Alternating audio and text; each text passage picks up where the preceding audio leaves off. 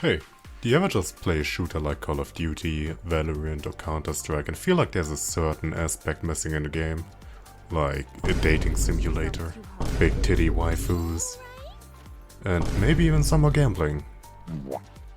Well, I feel the same, which is why I want to tell you, my gun-enjoying and anime-consuming friend, about one of my favorite games that has basically never let me down, by either adding amazing content or hot characters. And the name of the game that I want to talk about today is Goddess of Victory Nikke from the dev team of Shift Up. Yes, the Shift Up that also made Stellar Blade, which has been one of my favorite games as well, for specific reasons that you'll likely also find in Nikke. I personally tell all my friends about it to at least give it a shot, which is why I'm telling you guys as well. So, if you like guns, big booby anime girls and, dogs, then it's the perfect game to play for you. Alright, I must stop blazing the game now and actually talk about what's going on in the game and if you should even play it in 2024 after 2 years after its release and what you can expect when playing it now. And this video comes from a guy that has been playing since release and watched the community and the game grow together and seen it evolve from what it used to be from 2 years ago. So I think my point is valid and if I say the game is good or if it's bad. Also, quick side note, I'm new to YouTube, so any feedback via likes or comments or subs would be a huge help to me, and don't restrain from giving me harsh criticism or any other form of tips on what I could do better.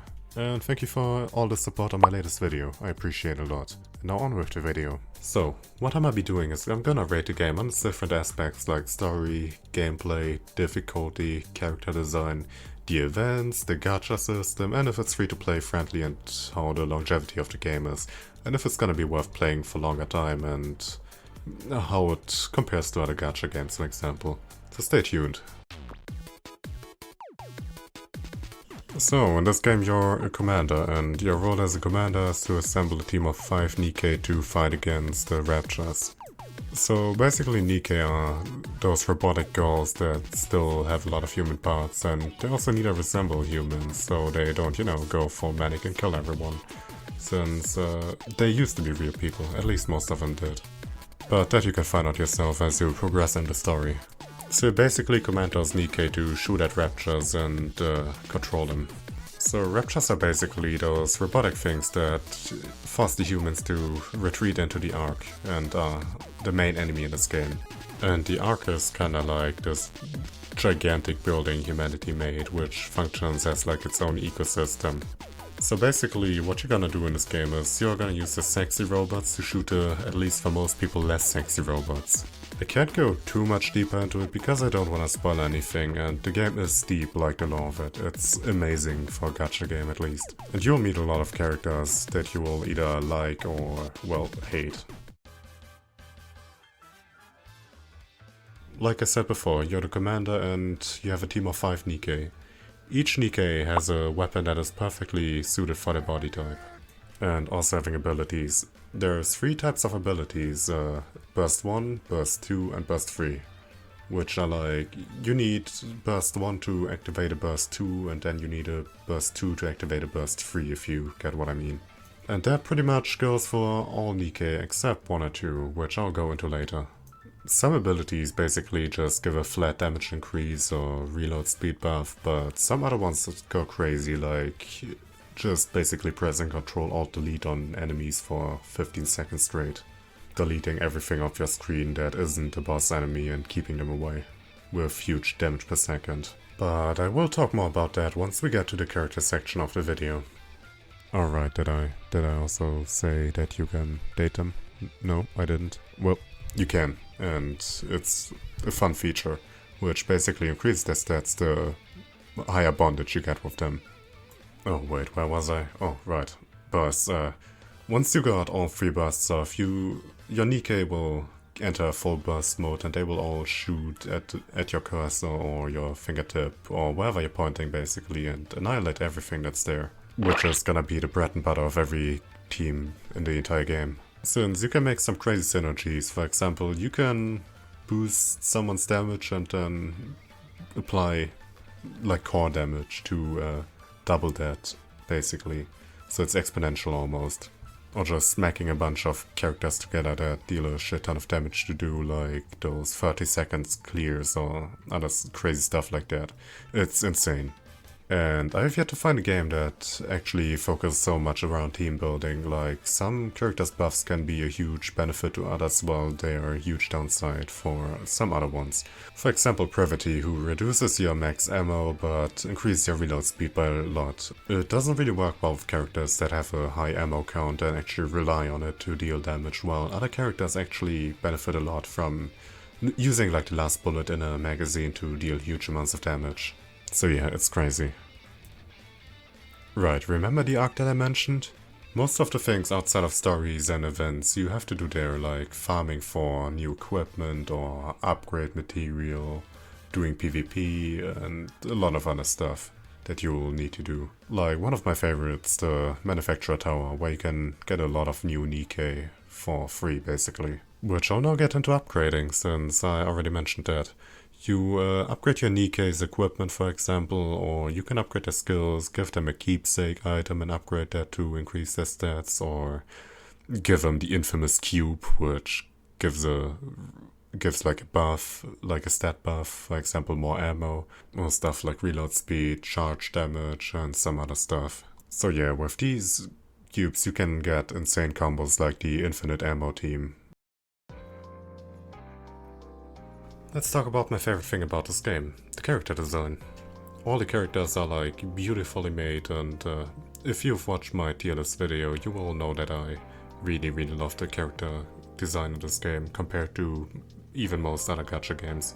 Like maybe even the best out of all, in terms of design at least. As well as the voice acting just being on point, like the main cast isn't annoying to listen to if you compare to some other gacha games, where you just wanna punch your monitor after listening for 2 hours to a certain character or something like that. So yeah, it's really enjoyable. To demonstrate, I wanna talk about some of my favorite characters real quick. So first there's Modernia. She is by far my favorite character, and you've probably already seen her in the background.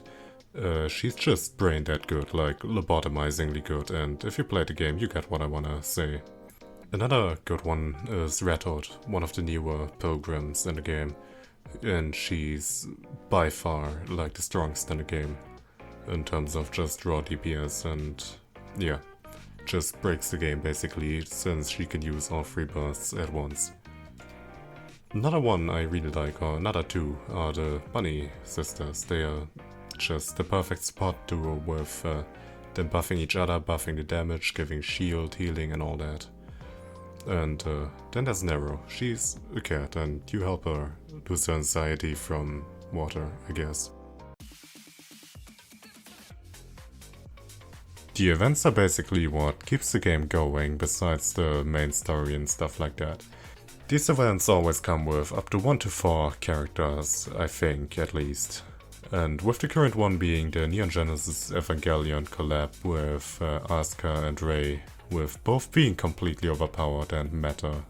Some other collab events would be the Chainsaw Man collab, the Nier Automata collab, or the ReZero collab, with all the characters looking insanely good. Which is the reason, if you wanna play the game, that you should play it now because of the characters. And these events always come with mini games and basically a whole new story. And a lot of loot to upgrade and get new Nikke. Honestly, Nikke isn't that hard. The main thing you gotta have is patience. Like, if you can't beat anything, you gotta wait a day or two until you can upgrade your gear and finally beat it. It's a very casual game and it rewards long time playing, which I kinda enjoy. Since, like I said, it's more on the casual side. I mean, there's a few harder things like solo raid or the new interception mode, or actually playing PvP, which honestly no one really does, since it's not that fun. Yeah, but generally it's not that hard.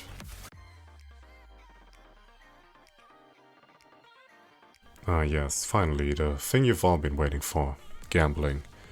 In this game you have 2 types of banners. There's the standard banner and the event banner. Both of which having a 4% chance to get an SSR Nikke, which on the event and collab banners it's a 2% chance it's the Nikke that you want. So yeah, a 50-50, how original. But on Pilgrim banners on the other hand, it's a 1% chance that you get a Nikke, but still a 3% chance that you get an SSR, with an increased chance on a Pilgrim rarity Nikke. Yeah, Pilgrims are like the rarest Nikke in the game, which are also very powerful. So if you do get one, consider yourself lucky because you basically beat the game. You can acquire Pilgrim Nikke from the standard banner as well, but like I said, they are insanely rare, way more rare than most other Nikke. Once the time on an event banner runs out and the character isn't a limited or a Pilgrim Nikke, they will likely be added to the standard pool in the standard banner. And since there are so many Nikke in the standard pool, there's this thing called the wishlist where you can select which Nikke you can even get from there. Which is insanely useful because the odds of you getting that Nikke that you actually want are basically zero if you don't use the wishlist. But keep in mind you can't really select Pilgrims in the wishlist. Which is sad, but I guess it kinda also makes sense since they're so rare. Which I'll now talk about the pity system. It doesn't really exist. Like, think of Genshin where you get a character after, for example, 90 pulls, or any other gacha game basically. In this game you get this thing called mileage. From this mileage you can buy a character from the shop, which, I mean, it's kinda pity, but you can save it and use it for later. Like, for a time I had enough mileage that I could buy 3 of the event Nikke that I want. So yeah, if you're like my friends and can't get a specific Nikke that you want, even if you spent your entire life savings on it, you got the mileage to get the Nikke that you want. But you may ask, what happens if you get a Nikke more than once? And it's pretty simple. You can upgrade their limit break, which after each limit break their stats increase and it goes up to limit break 3. After which you can upgrade their core. Their core upgrades are a bit less strong than the limit break upgrades, but they also still count towards the stats with a flat stat increase. And you can core them up to core 7, which is insane. Like, you need to get a Nikke 11 times to completely max it out to core 7. Which, trust me, takes a lot of time. You don't even want to know how long it took me to get my core 7 Red Hood, which is a Pilgrim with the 1% chance. But is it worth it? I mean, sure, if you have the money and don't want to get any other Nikke, yeah, go for it. It definitely helps out, but you don't have to get it. Since, in my opinion, it's very free-to-play friendly. Like, at least compared to most other gacha games. The main thing you would probably want to buy are skins or small upgrade packages, but skins are crazily expensive in this game. They cost a lot of money. Like, some skins cost up to 60 bucks, which I don't even know how, or if there's anyone that would even buy them. Like, 60 bucks is crazy for some of these skins. But most of them will probably cost you 24 bucks. And you get a lot of other stuff with it, like pulls and upgrade material.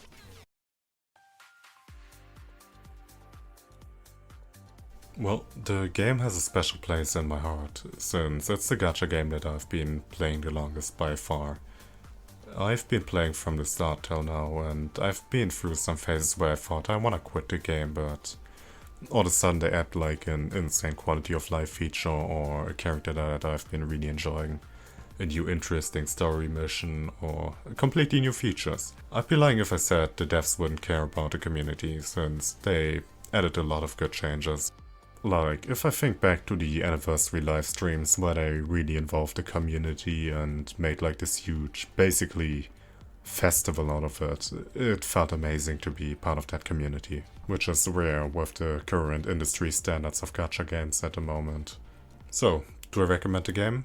For sure, it's a gem of a gacha game. It's made with a lot of love, and at least give it a try. I mean, what is there to lose? I personally really love the game and just wanted to share some enthusiasm with you guys and wanted to see if you guys like it too, and maybe I can get 1 or 2 people into the game. And with that I want to thank you for watching, and if you liked the video, make sure to like, comment and subscribe, and if you want more content like this, make sure to check out my channel, since I'm, like I said, new to YouTube and I'm probably gonna upload a lot more stuff that's very personal and might interest you guys as well. So stay tuned. Bye!